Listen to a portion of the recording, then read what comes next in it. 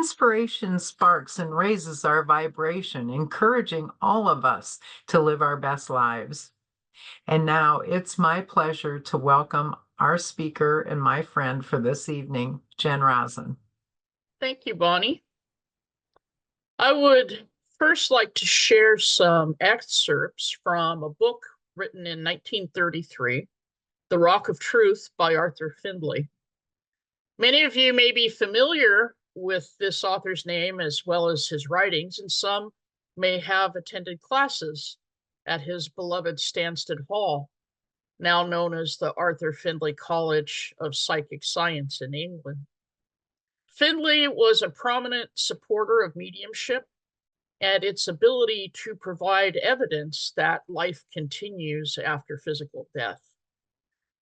His following thoughts come from the final chapter of The Rock of Truth, entitled Life's Certainties. The divine intelligence, which has planned it all, has decreed that for the present, we on earth cannot appreciate all that life holds out for each. We are limited for the present to our earth condition, but we can gather information now from those who have made the change, and faith and hope have changed to knowledge. We are not exiles here from God, which the mystery of life and death made our ancestors imagine we were, and thus made them create saviors and holy records. The belief in these, they thought, adjusted the difference. But now we know from those who have made the change that all this was wrong, and that what the ancients felt they needed, they created out of their own imagination. Let us therefore not look back, but forward, and remember that every stream, no matter how it wanders, turns and curves amid the hills and rocks of life. However long it lingers in the lakes and pools, will sometime reach the sea. And every one of us in time will reach the sea of full understanding. Slowly, we are learning to appreciate that wondrous stream of life with its cataracts and pools that rises in the world unseen and flows through earth back to that etheric world from which it once emerged. What appears a dream between the shores of birth and death is a great reality. And though we seem to stand on the verge of crumbling time, to love, to hope, and disappear, yet it is the greatest of life's many certainties that each individual life will never die, because each one of us is part of the divine mind, which never dies. Well, good afternoon or good evening. It's nice to see everyone on this fine fall Sunday. I can't believe it's the last week of October.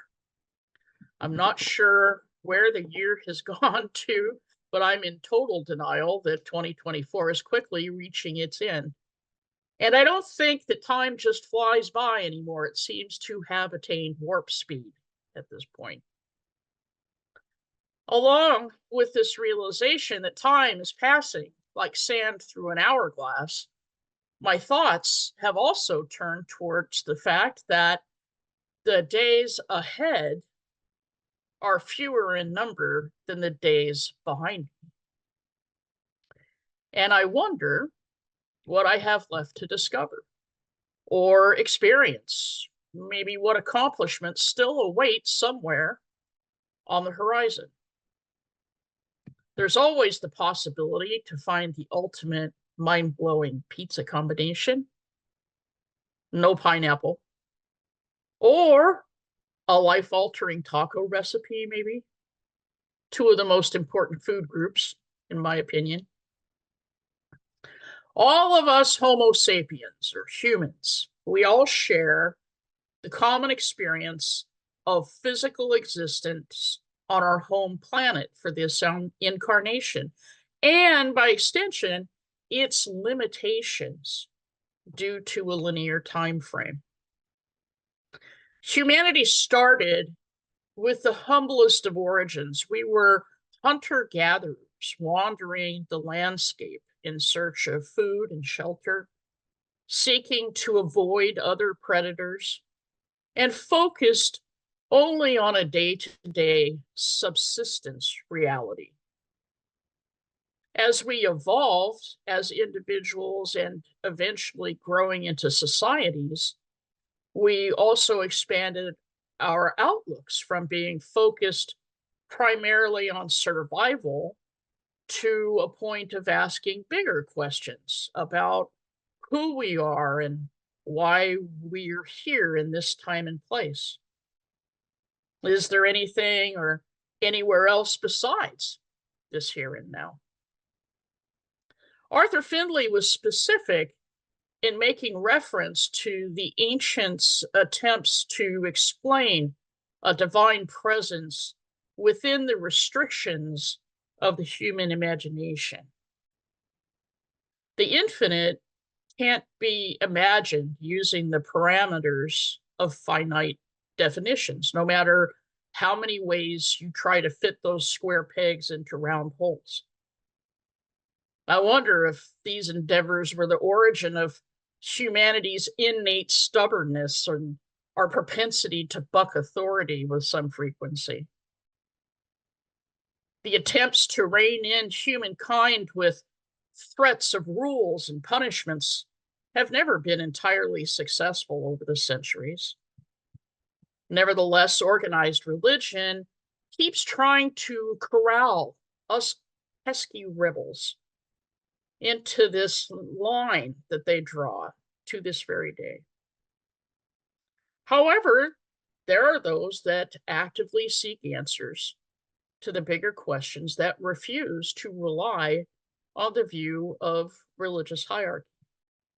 These kinds of seekers have always been present, persistent on their sometimes lonely quest. Although we come together in groups of like-minded people, like this gathering here today, I've always thought and looked at it like the path of spirituality and awakening is inherently a solitary journey for each individual soul. Within our own consciousness, we make decisions and choose a direction and thereby take actions, just like we do in every other aspect of our life. Sometimes joining others who have chosen a similar direction, other times forging ahead on our own. Maybe pausing for a time to learn from those who have gone before. But whether consciously deciding on a course spiritually or not making a specific choice, which is actually a decision in itself, we are ultimately solely, and pun intended, solely responsible for ourselves. We are our own redeemers, and we are our own saviors, as well as being our own worst enemy at times. This continuous timeline we find ourselves defined by allows for reflection on past successes and failures. It also affords the opportunity to focus on the here and now, as our hunter-gatherer ancestors long ago did, truly examples of living in the moment. The days ahead are the great unknown. How many days or years will there be? What will that future look like? What happens to our soul at the end of this incarnation? All questions that humankind has asked for millennia. And whether we are talking about ancient ancestors or modern day civilization, we all share at the very least one commonality: the ability to chart our own spiritual pathway and take responsibility for those future days ahead. Sometimes this is easier said than done, like so many things in life are. Many of us were born into families and communities with very defined religious traditions that made it difficult, if not impossible, to question the restrictions that blocked exploring divergent avenues of thought. Our souls yearn for knowledge. That's why we're here, to learn and grow through the experience of a physical existence. Every individual has to decide for themselves whether to remain within traditional authority and dogma, or, if so called, to have the courage of their intuition and conviction and blaze a trail of their own. It's not easy to step away from what is known, and it can require painful discussions, possibly resulting in leaving behind friends or loved ones. These are moments requiring discernment, requiring us to harness our ability to determine what course on the river of life flows towards truth and grace. The act of going through these waypoints, asking the difficult questions and reasoning through the answers, are guideposts on our journey. Arthur Findlay wrote, "Truth loves discussion and the doubting, questioning mind of the investigator, which results in intelligence, candor, honesty, sympathy, and charity for all. Truth is the enemy of ignorance, prejudice, egotism, bigotry, and hypocrisy. The one lives by day, the other by night. Let us each, therefore, be a torch bearer of the truth and always strive for the light." That's quite a goal, isn't it? To be a torch bearer of the truth. It requires us to look squarely in the mirror and question ourselves as well.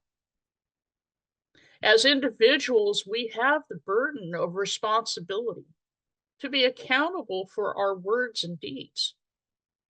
As long as we remain on a path that includes seeking not only truthful answers, but also ideals like compassion and kindness, we can live up to the standards set forth by Findlay. His challenge can become our reality if we, as individuals, remain focused on this goal, not getting sidetracked or waylaid by distractions. Speaking for myself, I know that distractions are everywhere. From going down a rabbit hole on Instagram or binge watching the new mystery on BritBox. It's the conundrum of our technological age, being both a curse at times and a blessing at others. Another D word comes into play, and that's discipline. There are only so many minutes in the day, and I can testify that trying to eke out a few more by getting less sleep isn't necessarily productive or particularly healthy. Prioritizing our spiritual journey within our day-to-day responsibilities is one of the most important things that we can do for our inner spiritual sanity. KT Jong has a quote that's widely found on the internet that says, "It is only when we silence the blaring sounds of our daily existence that we can finally hear the whispers of truth that life reveals to us as it stands knocking on the doorsteps of our heart." How beautiful is that? Discernment, discipline, along with dedication, are three key factors in traveling along this physical timeline. Input equals output. If we put in the time and effort to further our soul's evolution, the outcome is a life well lived, a timeline revealing our progress toward the goal of awakening. We are each keepers, we're the keepers of our own consciousness and the guardian of the divine spark dwelling within us. It's a precious cargo, requiring all of the D word elements to carry it back safely beyond the veil at the linear end of this incarnation. Our responsibility is to feed and nurture this growing spark, not allowing the confines of linear time to keep us from upholding our part of the bargain. Our collective biological clocks never stop ticking, marching to the constant drumbeat of cellular maturation and aging. From birth to transition, each of us travels an individual spiritual journey of our own choosing within our own time frame. Our eternal soul, however, is like the Energizer Bunny. It keeps going and going and going. As Finley reminded us, the greatest of life's certainties is that every soul is eternal, that each of us is part of the divine source, which is timeless and nonlinear in nature. It's up to us to embrace this opportunity to bridge the gap between mortal and immortal and to solve the time problem for ourselves.